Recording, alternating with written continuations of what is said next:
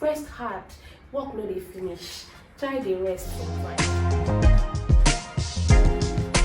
Hey guys, welcome back to my channel. It's Tarila here. If this is your first time, you're most welcome. My name is Tarila Bowie and I'm a preschool teacher in Lagos, Nigeria. So I started teaching full-time last year, August. It's been a year now, and I decided to just come and share my experiences and a few tips for teachers or maybe student teachers people who are just about to enter the teaching profession, because I've been here full-time actual teaching for 1 year and I just feel like I should talk about some things.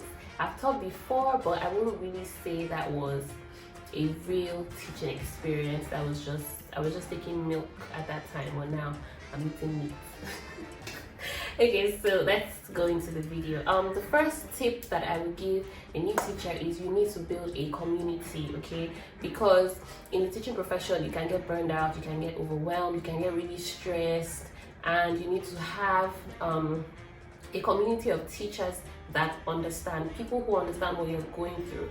Okay, because most times when you tell people, oh, you're tired, the response that comes is, it's not just teaching, like, why are you tired, so you need a community of people who would help you, who would encourage you. When I first started teaching full-time, I didn't have a community, I didn't have that many teacher friends. Okay, at first I didn't even have anybody at all, and then I did a teacher training program, and then I made some friends there, and getting in here now, I've made a couple more friends online as well. Okay, so I would say I struggled a little bit in the beginning because there was nobody to talk to. I'll talk to my regular friends.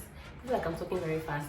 I'll talk to my regular friends about it and just say, yeah, but not like real advice on what to do, that kind of thing, because they couldn't really relate, so a community of teachers is very helpful. The second thing is to find a mentor. I know I have said already that you need a community of teachers, so it's kind of alike, but I would say a mentor should be somebody who is much older in the teaching profession, somebody who is an OG, that will give you the right kind of advice, that will tell you what to do, not just your regular teacher friends who are maybe on the same level as you are.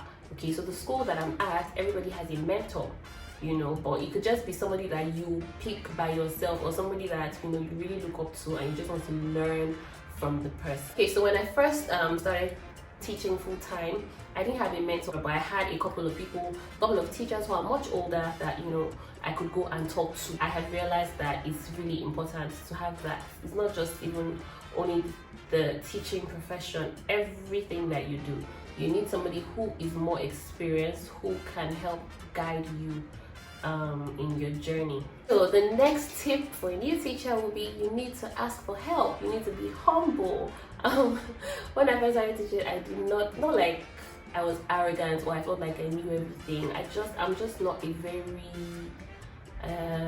what's the English now? I don't know how to talk to people that I don't have a relationship with. I don't know how to talk to people that are not my friends. So at first it was very difficult. Anything that I don't know, I'll go and Google it, or I'll just ask my partner because she's right there with me. Okay, so I didn't really it was a bit difficult for me, but going on, I just realized that, see, you need help. No man is an island. What you can achieve with 2, 3, 4 more people, you might not be able to achieve that much alone, or it might just take a longer period. It just makes sense to ask for help. If you don't know something, ask for help, and people are always willing to help. Okay, particularly in the school that I work at first I couldn't approach people to say, oh, how do I go about this, how do I do this, what do I do here, I'm not sure. But when I started to come out of my shell and I started to ask people, I just realized everybody wants to help you. What do you have to, okay, how can I do this? They're like, okay, you know what, do it like this, and then they check back, have you done it, have you done this, okay, how far with that thing?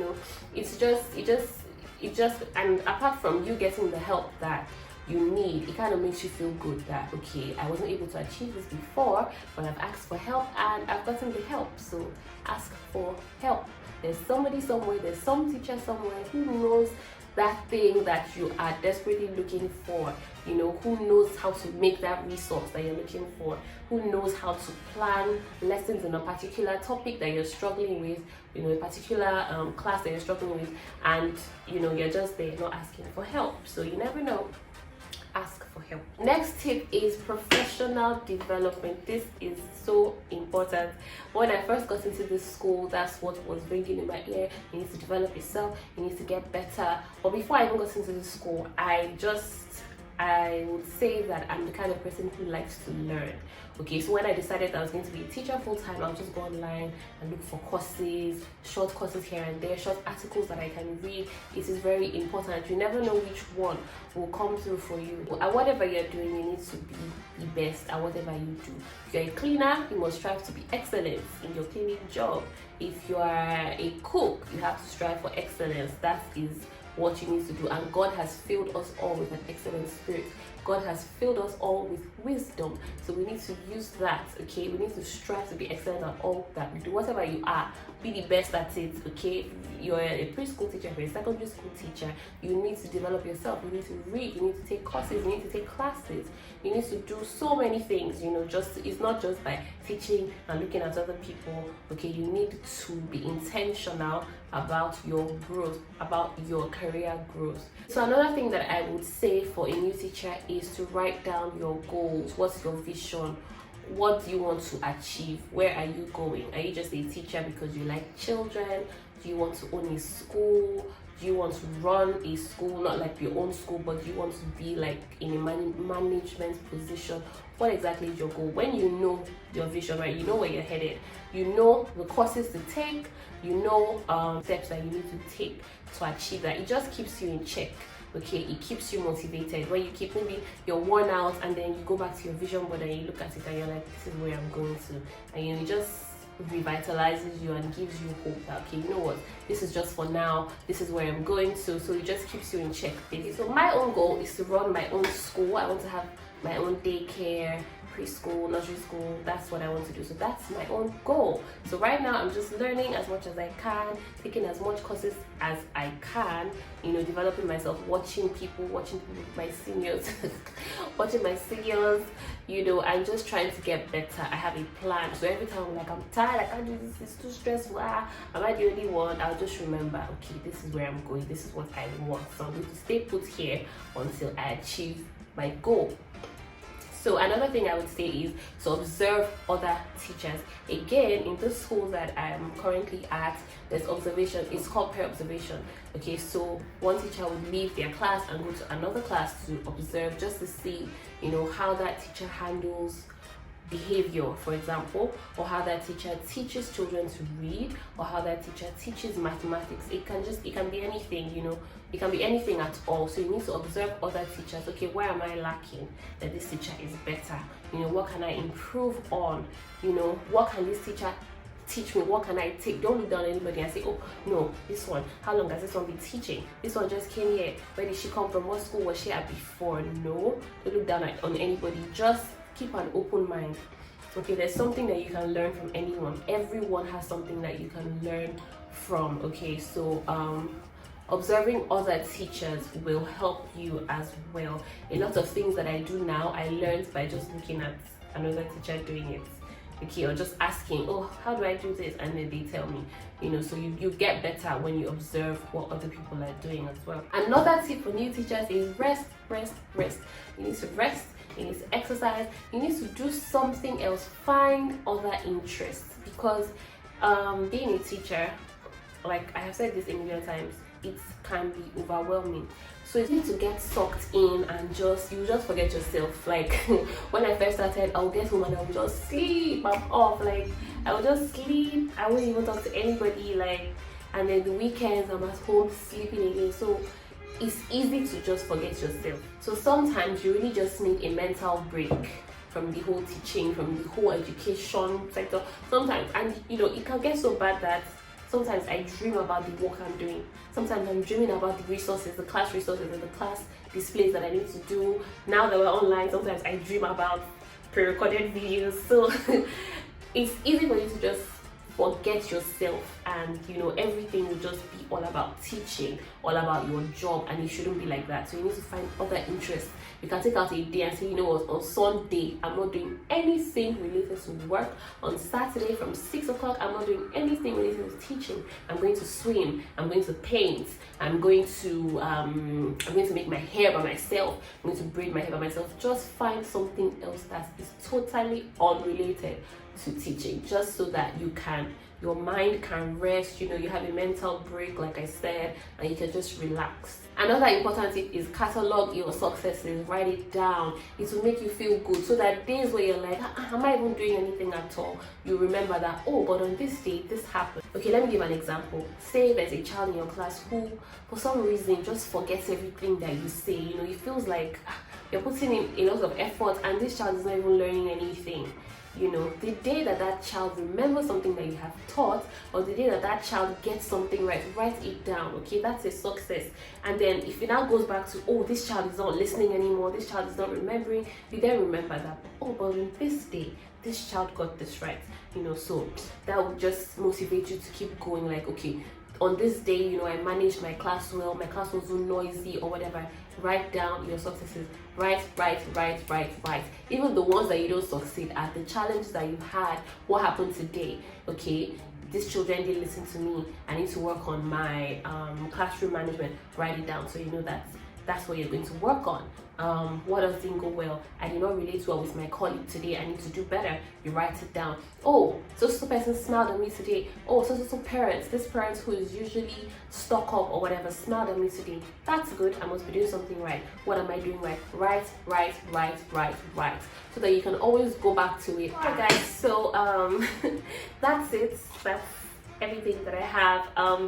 So I'm now just going into my second year teaching full-time, so I cannot sit down here and give all the advice because I'm still learning myself. These are just some things that I feel like every new teacher should know, because it will just help you. If I had known all these things, I'm pretty sure my first year would have been a lot better. It got better halfway into it, but from the beginning I was stressed out a lot. I wasn't really going out as much because I was really tired. The days that I have free, I would just be sleeping. I wouldn't be doing anything else. Like, I would take work home even for the weekend. So Saturday is when I finish sleeping. I wake up at like 12. I've rested a bit. It's back to work for me, maybe setting the work that the children will do the following week. So far I've had a really great teaching experience, teaching full time, even though the stress is a lot, but I feel like I've adjusted to it. When I first started teaching, I used to take work home over the weekend, but a couple of months into it I stopped. Not because I didn't want to do it, but I just felt like I was getting sucked into it. That Saturday I'm working, Sunday I'm working. I'm like, what is it then? Some weekends I'll not take any book home. I'll just go and just go and do something else. But so far it's been great. I've learned a lot. I have learned to be patient. You guys don't even know. Like, there's particular parents that's just it's like, can you just